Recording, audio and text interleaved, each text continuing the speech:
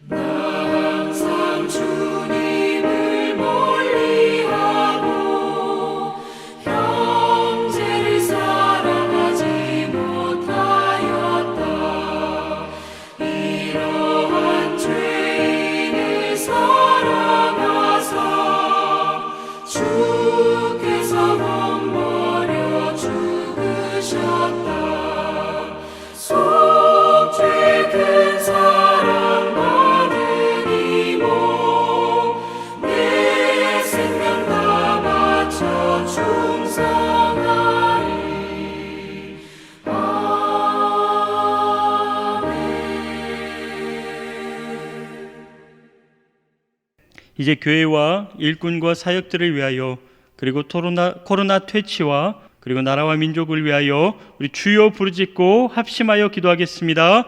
주여! 아버지 하나님, 오늘도 새날을 주시고 하루 주의 생명과 복을 주심을 진심으로 감사합니다.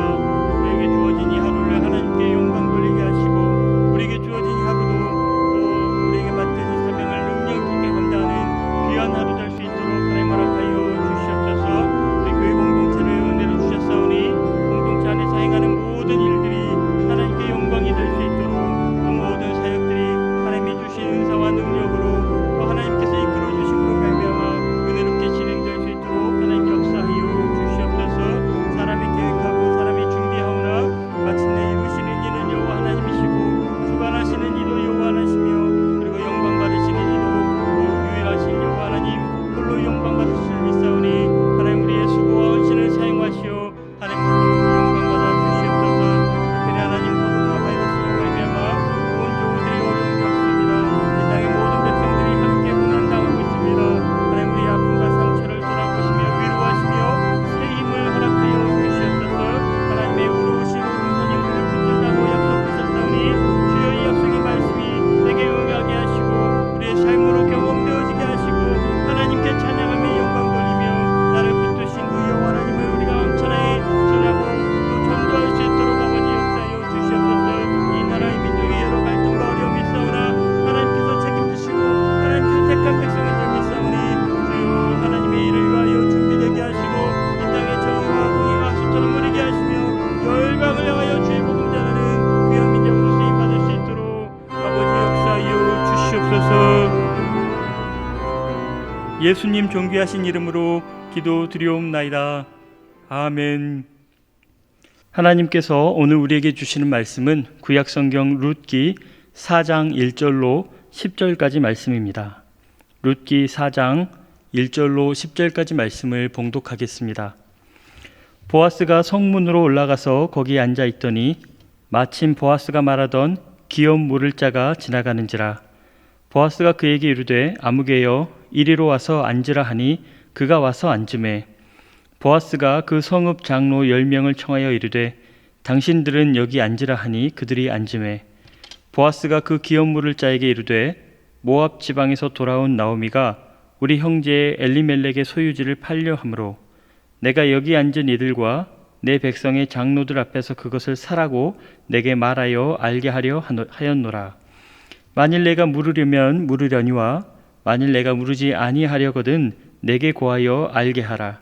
내 다음은 나요 그 외에는 물을 자가 없느니라 하니 그가 이르되 내가 물으리라 하는지라. 보아스가 이르되 내가 나오미의 손에서 그 밭을 사는 날에 곧 죽은 자의 아내 모압 여인 룻에게서 사서 그 죽은 자의 기업을 그의 이름으로 세워야 할지니라 하니 그 기업 물을 자가 이르되 나는 내 기업에 손해가 있을까 하여 나를 위하여 물으지 못하노니 내가 물을 것을 내가 물으라 나는 물으지 못하겠노라 하는지라.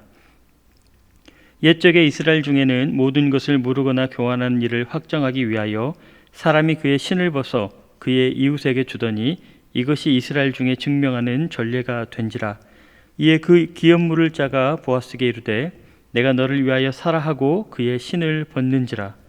보아스가 장로들과 모든 백성에게 이르되 내가 엘리멜렉과 기럨과 말론에게 있던 모든 것을 나오미의 손에서 산 일에 너희가 오늘 증인이 되었고 또 말론의 아내 모압 여인 룻을 사서 나의 아내로 맞이하고 그 죽은 자의 기업을 그의 이름으로 세워 그의 이름이 그의 형제 중과 그곳 성문에서 끊어지지 아니하게 함이 너희가 오늘 증인이 되었느니라 하니. 이삭을 주우러 나갔던 룻이 한 에바나 되는 많은 곡식을 가지고 돌아오자 나오미는 깜짝 놀랐습니다. 그리고 이토록 큰 은혜를 베푼 것이 바로 보아스라는 것을 알고 더 놀랐습니다.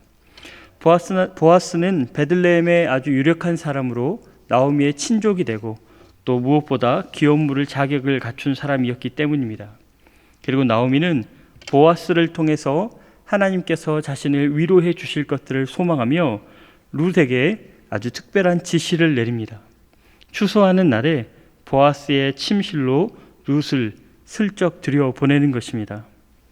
이런 나오미의 전략이 잘 맞았는지 보아스는 새벽녘에 자기 발치에 누운 룻을 책망하지 않습니다.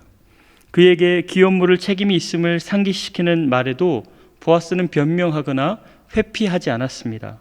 오히려 추수한 곡식을 양껏 챙겨주며 룻이 빈손으로 돌아가지 않도록 하였습니다.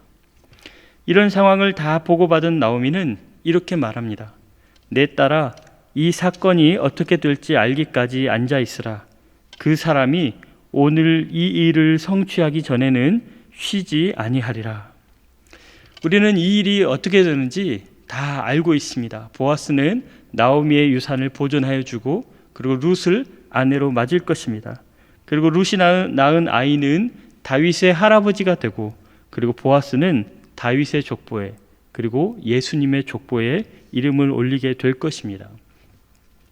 이렇게 오늘 보아스가 성취하기 위하여 쉬지 아니하는 바로 이 일은 결국 하나님의 구원 사역에 아름답게 쓰여질 것입니다.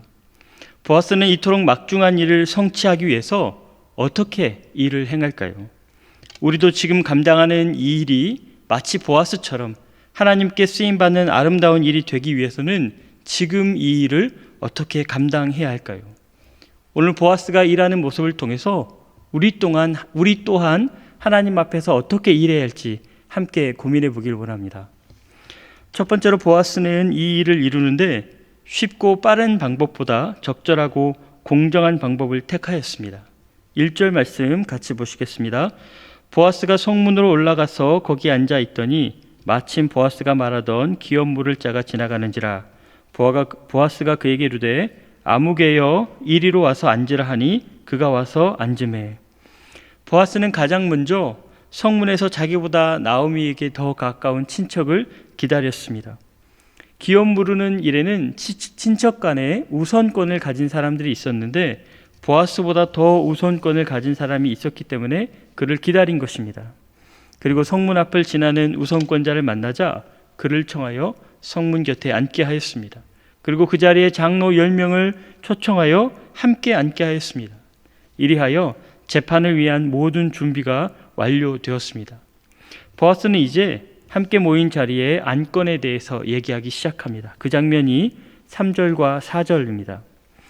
보아스가 그 기업 물을 자에게 이르되 모압 지방에서 돌아온 나오미가 우리 형제 엘리멜렉의 소유지를 판류하므로 내가 여기 앉은 이들과 내 백성의 장로들 앞에서 그것을 사라고 내게 말하여 알게 하여 하렸노라. 만일 내가 물으리면 물으려니와 만일 내가 물으지 아니하려거든 내게 고하여 알게 하라. 내 다음은 나요 그 외에는 물을 자가 없느니라 하니 그가 이르되 내가 물으리라 하는지라. 이렇게 보아스는 이 일을 이루는데 정식 재판을 소집하였습니다. 아무개의 우선권을 존중하고 또 인정해 주었습니다.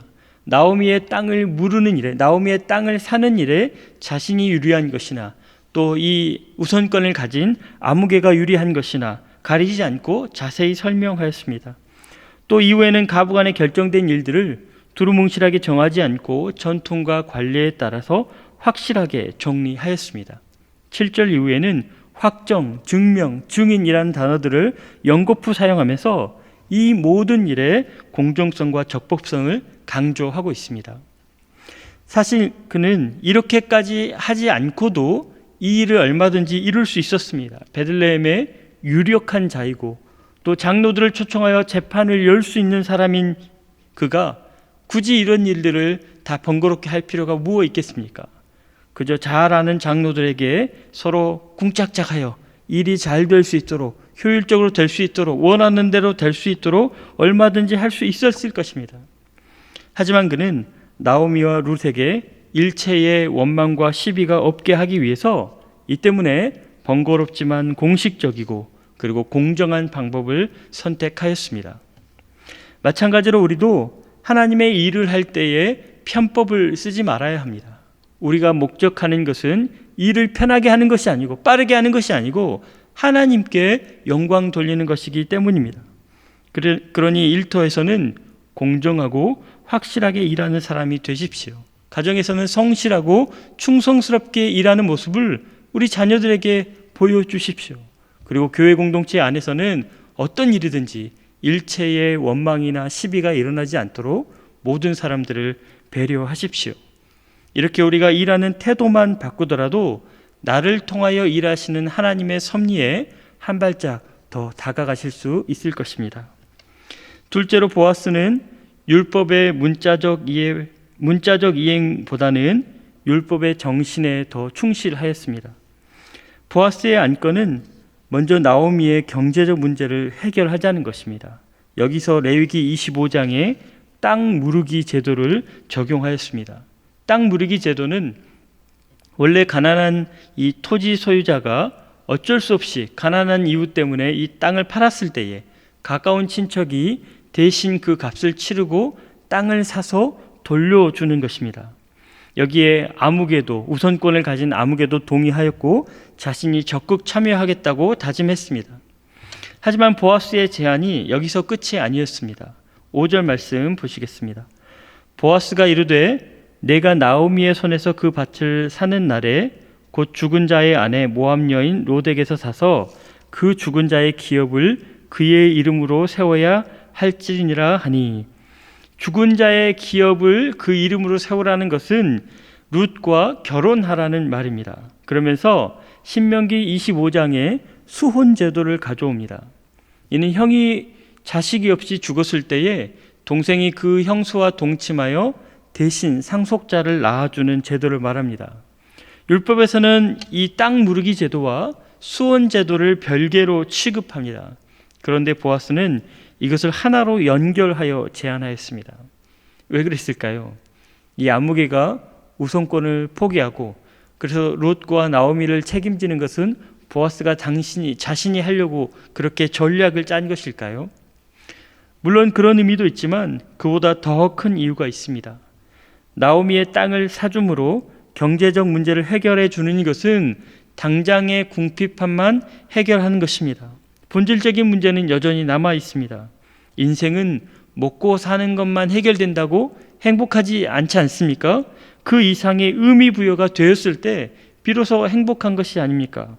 그래서 보아스는 땅 무르기 제도를 확대 해석해서 수혼 제도까지 연결하였습니다. 사실상 나오미의 남편의 친형제가 아니기 때문에 보아스에게 혹은 아무개에게 이런 수혼 제도의 의무가 전혀 없었습니다. 여기까지 적용되어야 나오미와 룻에 정말로 도움이 되기 때문에 그들의 필요가 채워지기 때문에 보아스는 그렇게 확대 해석을 한 것입니다. 문자적 적용에만 그쳤다면 룻은 보아스의 밭에서부터 여러 가지 문제가 생겼을 것입니다. 이삭 줍기만으로는 사실상 겨우 끼니만 해결하는 것입니다. 이삭 줍기로 생계가 해결된다면 여러분 누가 노동을 하겠습니까? 문자적 율법은 딱 거기까지만 허락하고 있었습니다. 그런데 보아스는 넘치는 자비로 하나님의 헤세드에 동참하는 마음으로 그 이상을 이삭 줍는 자들에게 허락해 주었습니다. 마찬가지로 오늘도 그는 나오미의 땅을 팔아주고 나오미의 생계와 노후만을 보장하는 정도로 이 땅 무르기 제도를 적용하지 않습니다. 그저 목마른 자의 입만 적셔주고 생색이나 내는 그런 위선적인 사람이 아니었기 때문입니다. 그는 입만 적셔주는 정도가 아니라 물통째로, 아니 그 우물 전체의 소유권을 통째로 넘겨주려고 합니다. 이것이 율법의 진짜 의도이며 다른 말로 하면 이것이 바로 복음입니다. 하나님의 말씀을 실천한다는 것이 바로 이런 것입니다. 문자적인 적용이 아니라 그 의미와 의도를 포괄적으로 실천해야 합니다. 우상 숭배를 하지 말라고 해서 절에 가서 불상을 훼손하거나 또 모욕하는 것이 여러분 하나님의 영광에 무슨 도움이 되겠습니까? 듣든지 아니 듣든지 할 수 있거든 모든 상황에서 전도하라고 했다고 해서 아파트 입구에서 확성기를 크게 틀어놓고 예수천당, 불신지옥 이렇게 외치는 것이 무슨 유익이 있겠습니까? 우상 숭배를 하지 않으려거든 차라리 우리의 지갑을 비워야 합니다. 우리가 불상을 훼손할 것이 아니라 우리 지갑 안에 있는 돈을 찢어버려야 합니다. 불상보다 재물이 더 강력한 우상이기 때문입니다. 어떤 상황에서든지 전도하려거든 아파트 입구에서 스피커를 틀 것이 아니고 안테나를 켜야 합니다. 누가 내 도움이 필요한가? 누가 이 지역에서 가장 외로운 사람인가? 그것을 우리가 살펴볼 때에 내가 전하는 말씀이, 그리고 내가 실천하는 말씀이 비로소 복음이 됩니다.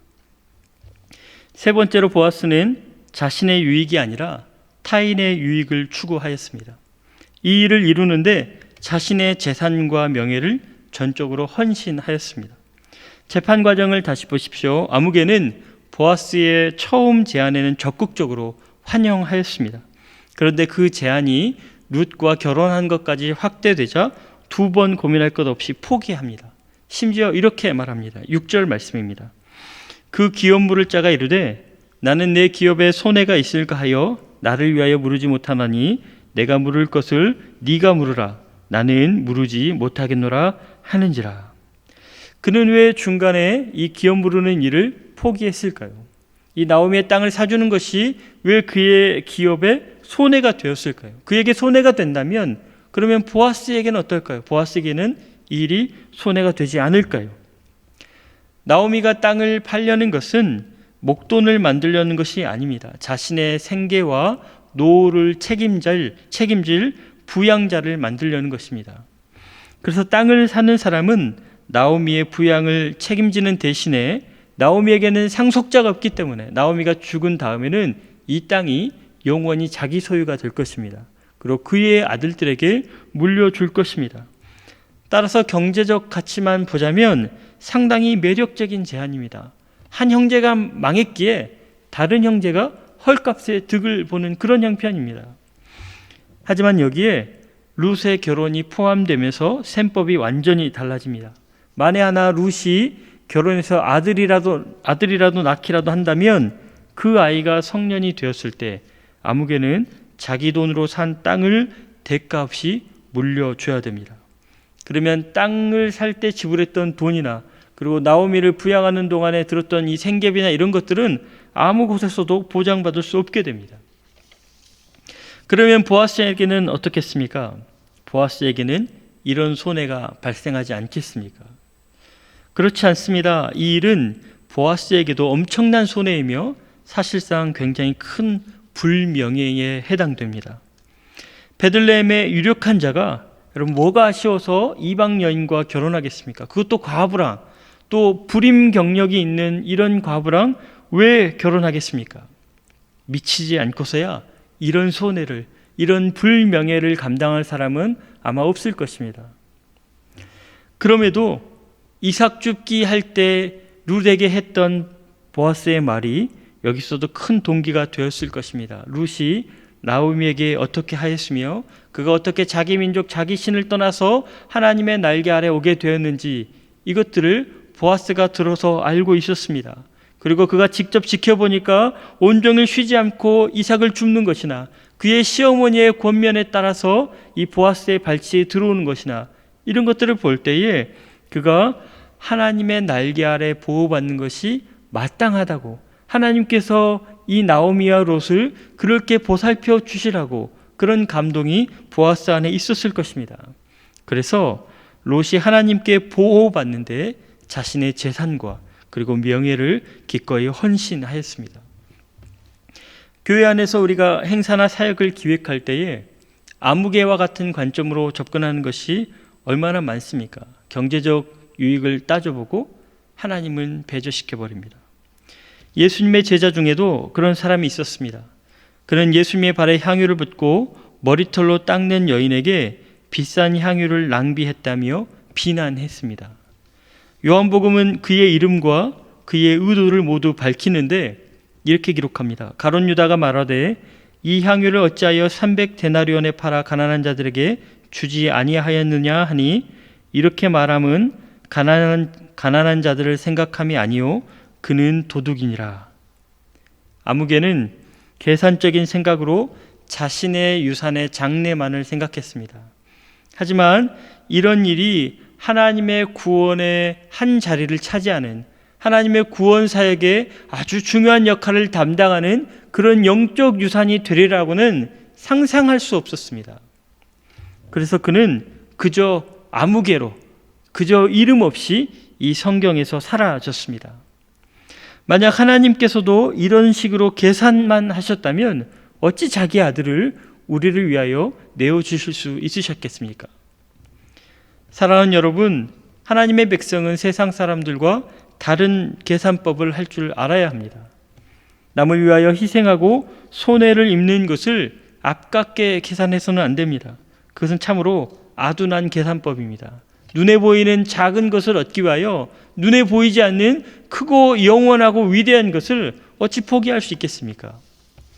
오늘 보아스가 이 일을 위하여 어떻게 일하였는지 다시 기억하십시오.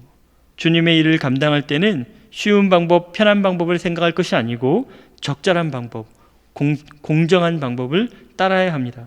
말씀을 실천할 때는 편협하게 적용하지 않고 그 본질을 실천하셔야 합니다. 또 다소 비용이 들고 손해가 있더라도 여러 사람의 유익을 구하는 일이라면 기꺼이 희생을 감당하십시오. 이럴 때에 우리의 귀한 수고가 하나님의 구원 사역에 아름답게 쓰임받게 될 줄 믿습니다. 기도하겠습니다. 아버지 하나님, 부족하고 부끄러운 우리를 하나님의 귀한 일들을 위하여 사용해 주심을 진심으로 감사합니다. 우리가 감당하는 일에 있어서 쉬운 방법, 또 문자적인 적용, 또 이기적인 계산으로 주님의 뜻을 해치지 않도록 하나님 인도하여 주옵소서. 예수님 이름으로 기도드리옵나이다. 아멘. 하늘에 계신 우리 아버지, 아버지의 이름을 거룩하게 하시며 아버지의 나라가 오게 하시며 아버지의 뜻이 하늘에서와 같이 땅에서도 이루어지게 하소서. 오늘 우리에게 일용할 양식을 주시고 우리가 우리에게 잘못한 사람을 용서하여 준 것 같이 우리 죄를 용서하여 주시고 우리를 시험에 빠지지 않게 하시고 악에서 구하소서. 나라와 권능과 영광이 영원히 아버지의 것입니다. 아멘.